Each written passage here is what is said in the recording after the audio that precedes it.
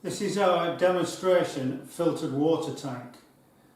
It's a bit smaller than one that you're actually using in installation, which should probably be in the range of at least 1,000 to 2,000 litres, but the features are the same. It has an inlet from the sky hydrant, which has got a float valve. It's got an overflow and vent,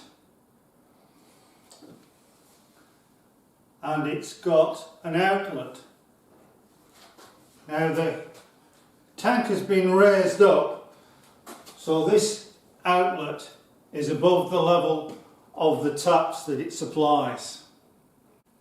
At the inlet there is a float valve to control the flows into the tank. When the float hangs down, the flow runs into the tank. As the tank fills up, the float lifts and cuts off the flow. This valve should be at least a 20mm or 3/4 inch valve, preferably a 25mm or 1 inch valve, as smaller valves won't allow enough flow. This is a combined vent and overflow. It protects the contents of the tank from sunlight and also from insects. It is a special fitting provided by Disaster Aid Australia. As you can see, there is a fly screen on the inside of the bend,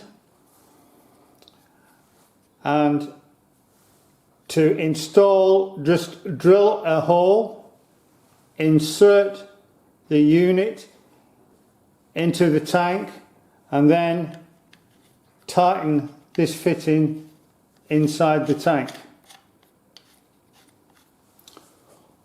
Always make sure that the bend points downwards.